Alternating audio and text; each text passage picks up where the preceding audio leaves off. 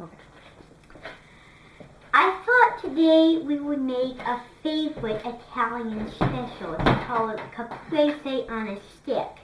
Now the word caprese on a stick means cheese on a stick because we're using a very soft type of cheese. You can either use mozzarella or Caviella. Caviella means like fresh made ricotta or soft parmigiano. So we're using 3 types of Play-Doh today. One, which is red for the tomato, one which is white for the cheese, and the other which is green for the basil. So we're going to start out with the cheese because the pattern goes cheese, tomato, tomato, basil. So this is how you do it. So you want to flatten the dough out perfectly. Now if it's not perfect, then what you need to do is you need to re-roll the dough. So now that you're flattening the dough, after you flatten the dough, like this, as you can see, we want to roll it. So you roll it very carefully.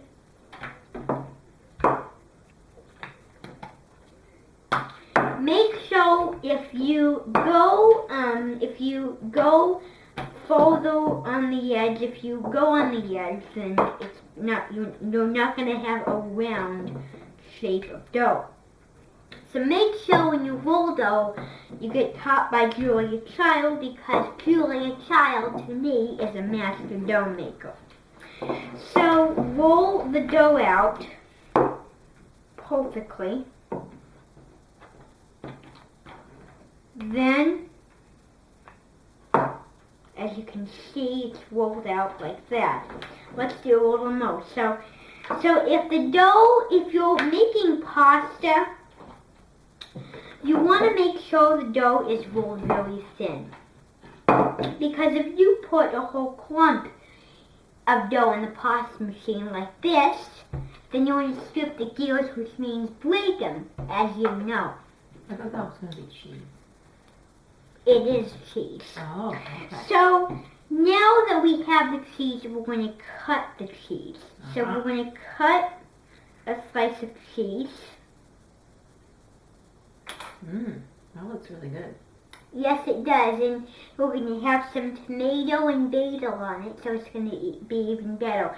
Yum. Now, as you can see, that one was a little too small, so I'm going to redo that one. You don't want them to be too small or too big. Nice. So roll them into a very wonderful mass of dough. And believe me, if you don't have these very expensive cheeses, you could substitute them, or you could do a caprese. These are known as kebabs because you put them on sticks. They could either be called caprese or kebabs. Either one, you name it. So if you see a stick of dough on the top, you just slide that back in. So if you didn't want to do just the cheese, tomato, and basil, you could also do black olive and salami. So black olive and salami sound very good. So what was I doing there? Now we didn't roll out the tomato yet. So we're going to roll out the tomato. So again, flatten it. When you go to culinary school, one of the things that you work on and that you study with your chefs are dough. Because dough is really important, you need to make it less chewy. That's why you add flour. And if you add too much flour, what happens? It dries out. Yes, it dries out. Correcto, correcto. So here, sitting right next to me is a master dough maker, Gabrielle Cody. She's sitting here because she's going to do the basil leaves that we're going to do with this. So we're going to put on the top. So as you can see, the dough is rolled out perfectly. And then you want to cut a slice of dough. And we'll save that one. We can eat it later.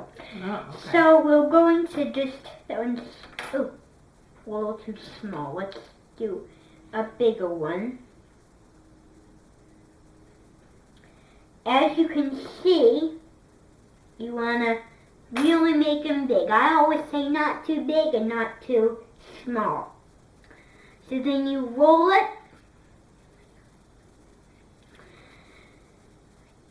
If you go to Italy and you go to the mozzarella house, then you might find this sitting on the pumpkin table, ready for you to eat it.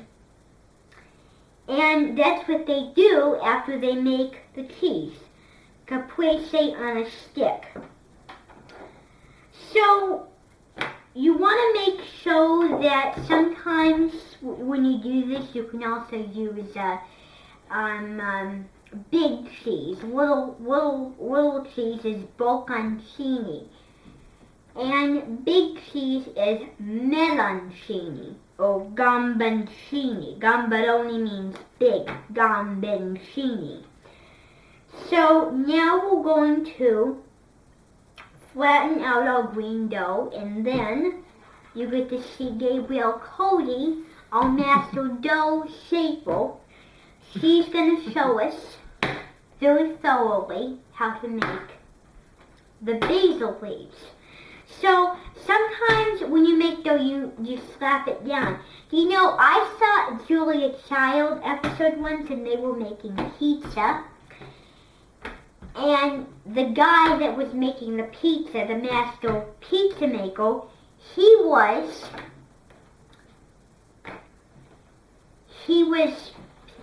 throwing it up in the air like that. And you can do that if you're a master pizza maker, but it doesn't do anything. Whoops! Sometimes it can happen when you knock dough over. You can easily slip.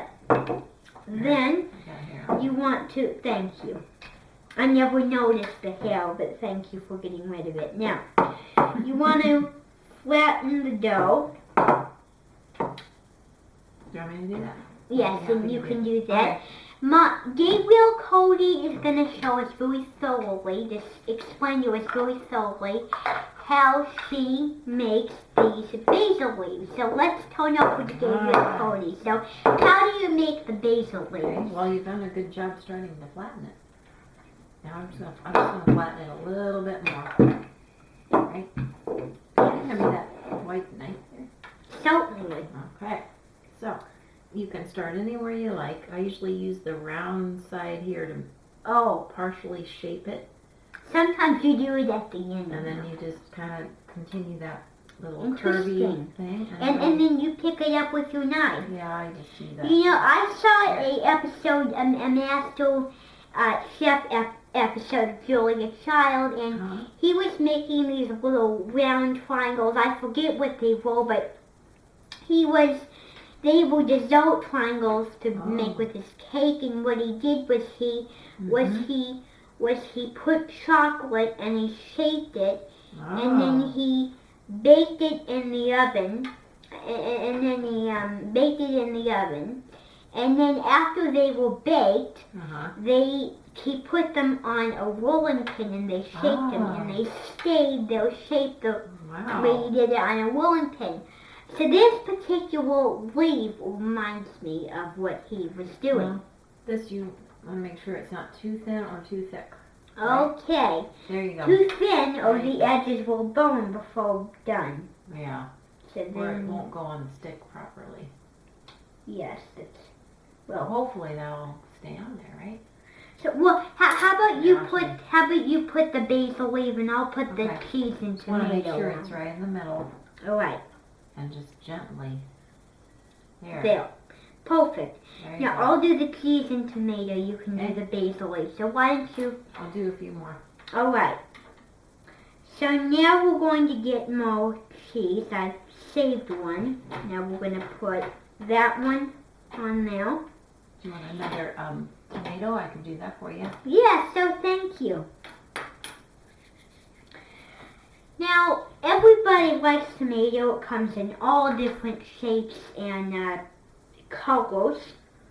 But if you go to markets, then they don't like red tomatoes for salad tomatoes. They like red tomatoes for sauces in Italy.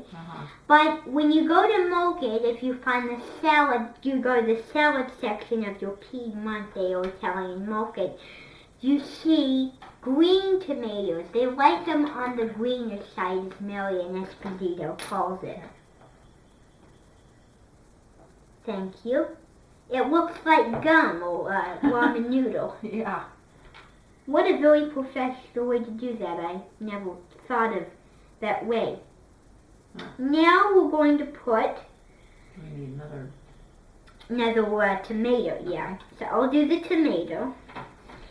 Everyone knows it's more fun with two people in the kitchen, isn't it? Mm-hmm. All right. So let's see if this is big enough. So put that in.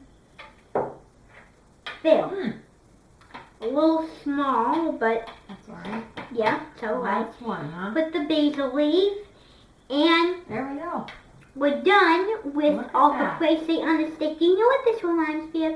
It reminds me of Christmas because you got the green for the tree for the basil. You got the red for the Santa and the stocking hat for the tomato, and then the cheese is like the faux on the outside. Also like the Italian flag. Yes, exactly, because you have the green and you have the white and you had the red. That's why this particular dish is so famous in Italy, because it's a dish celebrating the Italian flag. Yeah. So that's why it reminds me a lot of Christmas and a lot of the Italian flag. Thank you for your observation. So until I see you next time, I'm Everett Cody. I'm Gabrielle Curdy. Goodbye. Bubble!